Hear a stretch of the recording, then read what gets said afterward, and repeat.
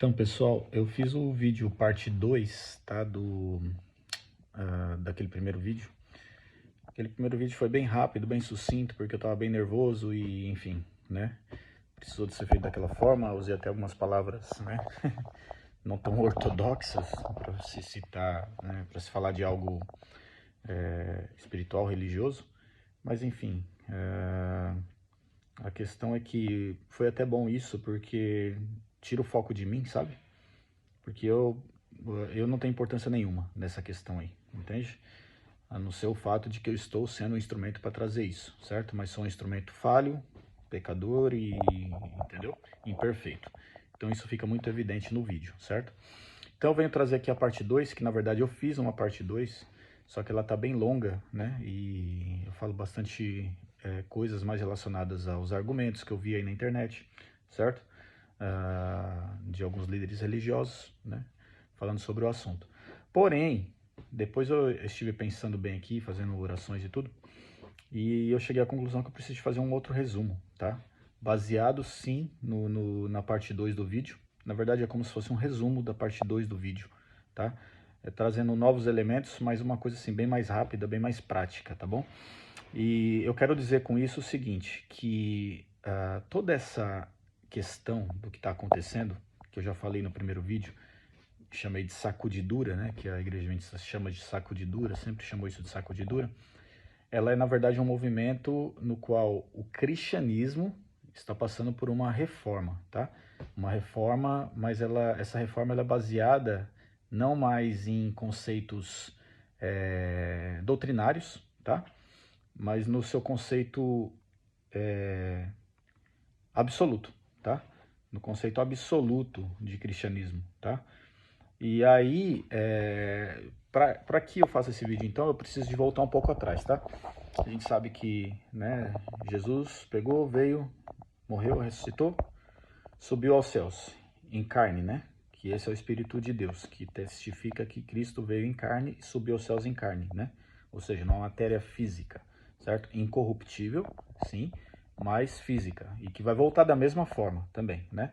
Só que não pisa na terra. Esse é o ponto central do cristianismo há 2000 anos atrás. A partir de então, nós temos a evolução do cristianismo, passando por, né, pelos discípulos tal, chegando então no ano 538, se eu não me engano, né, da era cristã, né, com Constantino, que transformou a igreja, né, em uma instituição de Estado, né, a junção igreja-estado, né, com Constantino, que então isso durou até a Revolução Francesa, no qual o que acontece é que a religião e o Estado foram separados, certo? Nesse mesmo momento em que religião e Estado eram separados, tá? Com a Revolução Francesa, religião católica, no caso, né? Porque a França é católica, então eles separaram, né? A religião do Estado, a prisão do general Berthier por Napoleão e tal, entende? Ah, e nesse mesmo tempo acontecia nos Estados Unidos e na Inglaterra, certo? Um outro movimento paralelo, tá bom? E esse movimento paralelo que acontecia então, ele era um movimento o movimento evangélico, tá? O que era chamado de evangelicalismo. Ele começou nessa época, tá? Então são igrejas, né? Das igrejas tradicionais, as igrejas protestantes, começando algo que era chamado de avivamento. Nesse avivamento, as pessoas elas tentavam então fazer grandes eventos para trazer mais pessoas, para levar o poder de Deus e a soberania de Deus para as pessoas, tá? Isso nos cultos e tudo mais, mas era uma coisa mais voltada para fora, tá? Para convencer as pessoas de fora. Era uma coisa totalmente assim, com bastante força, com pregações intensas, bem enérgicas, né? Enérgicas, né? Vamos dizer assim, intensas mesmo. E então esse movimento ele culminou, tá? Com a independência e a Revolução Americana, certo? Dos Estados Unidos. A Revolução e Independência dos Estados Unidos. Então ele estacionou ali, tá? Ele estacionou ali. Então, assim, aquele poder todo, aquela coisa do conservador, da família, de não sei o que e tal, ele ficou, então, restrito quando eles criaram, criaram o movimento de independência e fizeram ali, né, criaram a República dos Estados Unidos, vamos dizer assim, né, certo? Os Estados Unidos da América, certo? Ali com as emendas, né, as emendas não, como é que chama? Como é que fala? A Constituição dos Estados Unidos, tá? Esqueci o nome agora, das cláusulas que tem lá, né, certo? Emendas. O nome é parecido, mas enfim, se eu lembrar aqui eu falo. Vocês sabem do que eu tô falando. A Constituição dos Estados Unidos, certo? Então se limitou aquilo ali e beleza. Logo depois surgiu então o movimento adventista, tá bom? E o movimento adventista ele surgiu a partir do uso do método científico, tá? O método científico é aquele método que escrutina as coisas, compara as coisas e classifica as coisas, certo? E chega a conclusões, ou seja, o precursor ali da ciência. A ciência já existia, mas foi nessa época também, 1800, certo? Que começou assim as grandes descobertas da ciência, as grandes descobertas sociais, certo? As grandes teorias sociais, tanto o comunismo, questão de Freud, entendeu? Charles Darwin, tudo nessa época, tá? Então, assim, o método científico ele se intensificou nessa época. E então o movimento adventista utilizou o método científico para estudar profecias bíblicas e escatologia, tá? Então esse foi o grande diferencial do adventismo, tá bom? Iniciou-se com Guilherme Miller, certo? Ele começou isso, mas ele errou ao dizer que Jesus Cristo iria voltar, certo? Só que ele não permaneceu no movimento adventista tal qual conhecemos hoje, certo? Ele continuou lá marcando data para a volta de Jesus e as outras pessoas que fazem parte do movimento adventista se separaram e começaram a utilizar o método científico e também a orar e pedir orientação de Deus, certo? Para interpretar as outras profecias, todas as outras profecias. Ou seja, eles entenderam que não tinha nada a ver com a volta de Jesus imediata, tá bom? Certo?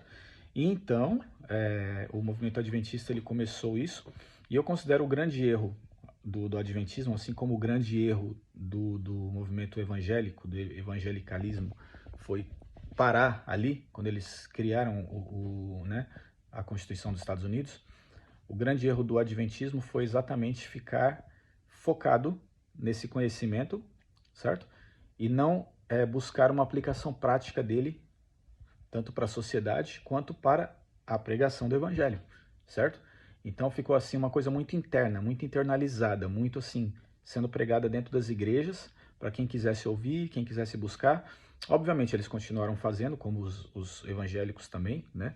Trabalhos sociais, que isso é a base do cristianismo, né?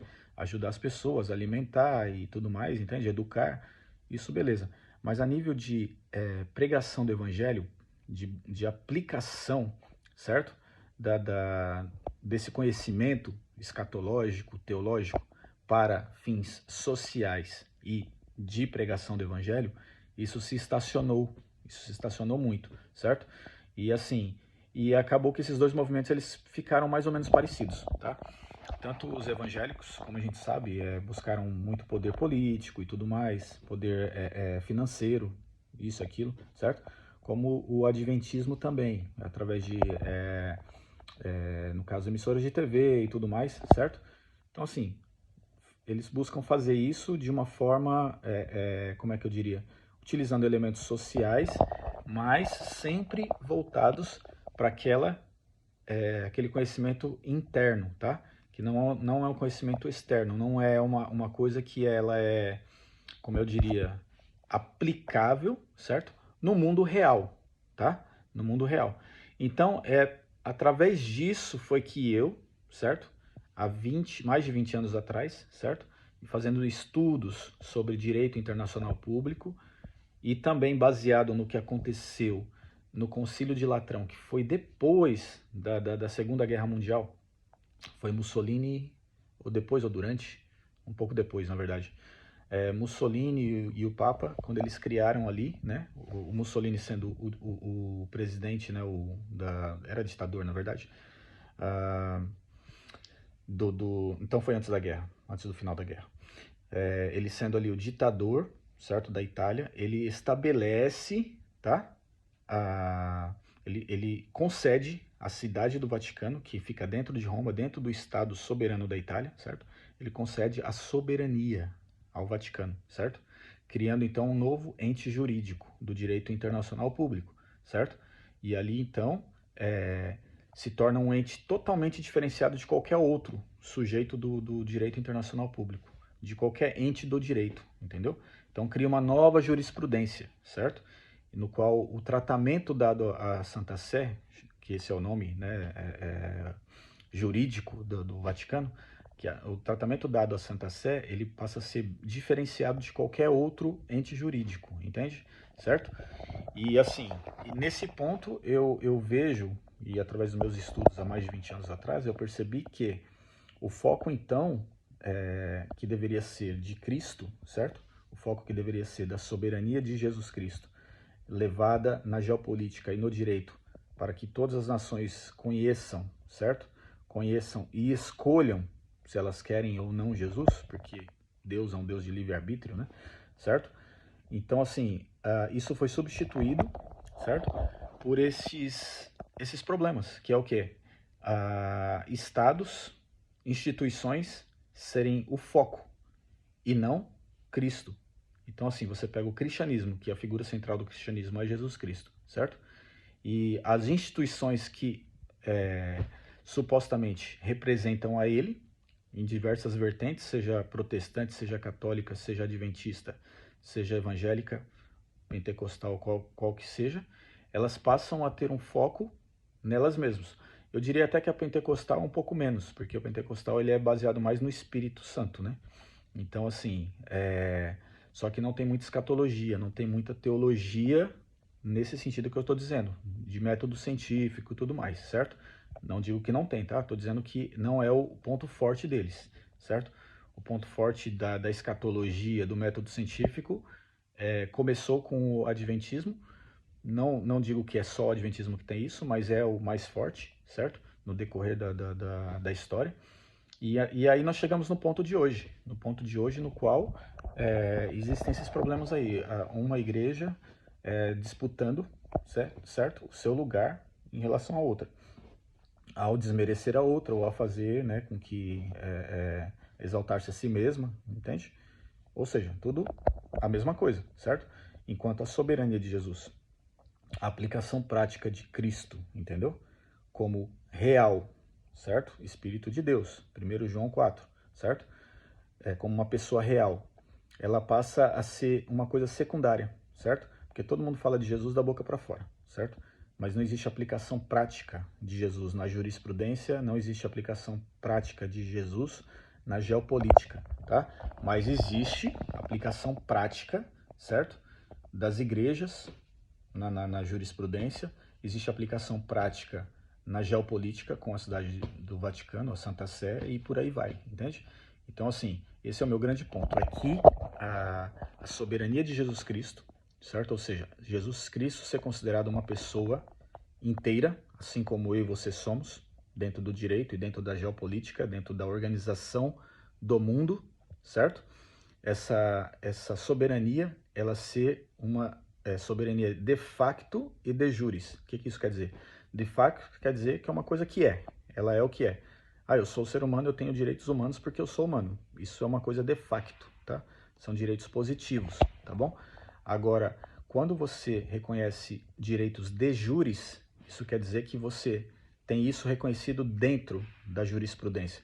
Por exemplo, quando você tem um documento ali, você tem uma certidão de nascimento, você tem um RG, você tem um passaporte, aquilo é um reconhecimento de juris. Ou seja, você é um ser humano, não só é um ser humano, como tem um Estado, uma organização de pessoas, uma população que te reconhece como ser humano e te dá os direitos, assegura esses direitos para você, certo?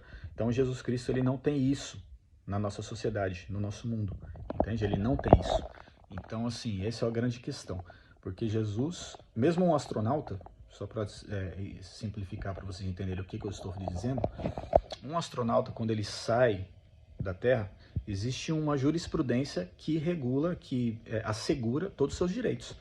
Então ele não deixa, se ele tem uma casa, se ele tem seus bens aqui, ele sai do planeta Terra, Não é por isso que ele perde sua soberania, que ele perde seus direitos, entende? Então a mesma jurisprudência teria que ser aplicada a Jesus Cristo, que subiu como pessoa e vai voltar como pessoa. A questão de ele vai voltar até o céu, né? Isso é uma questão de teologia, né? Como que é essa volta de Cristo? É necessário estudar isso também, né? Isso aí você pode ver em Tessalonicenses, 1 Tessalonicenses fala muito disso, e no próprio Apocalipse também, certo? Mas não é o que vem ao caso aqui agora. O que vem ao caso aqui agora é que Jesus disse em Mateus 24:14, este evangelho será pregado em todo o mundo para testemunho a todas as nações, ou seja, é algo geopolítico, é algo de jurisprudência, de direito, entendeu? Que tem que acontecer para que a finalização da obra do evangelho aconteça, certo? E então virá o fim, certo? Então ele disse isso. Então é isso que nós aguardamos, tá? Que aconteça. O que vem após isso, toda a discussão, ela está acontecendo. Ela é uma discussão viva. É a nossa era, nós estamos vivendo essa era dessa discussão, entende?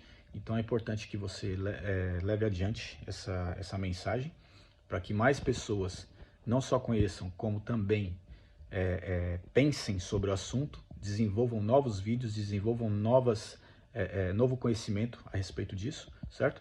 E assim nós consigamos ver na sociedade uma mudança, certo? E ao invés das religiões, dos líderes religiosos ficarem se disputando isso e aquilo, eles vão se unir, certo? Para, em alguns casos, certo? Porque a gente sabe que nada é perfeito e o mundo ele vai sempre ter os dois lados. Vai ter aqueles que aceitam ou rejeitam uma verdade, certo? Então, aqueles que vão focar em se unir em prol da soberania de Jesus Cristo, certo? E do reino dos céus, de acordo com a Bíblia, com todos os aspectos da Bíblia ali, toda a verdade, certo? Sem medo de estar quebrando preconceitos, conceitos pré-estabelecidos, sem orgulho, certo? E tudo mais. E vão ter aqueles que não estão ali contentes, seja com o seu poder, seja com o seu dinheiro, seja com sua influência nas massas da fé, e por aí vai. Então, assim, é importante que a gente tenha isso em mente, tá? E que essa mensagem seja levada adiante, tá bom? Então é isso, Maranata, e tamo junto. Até a próxima.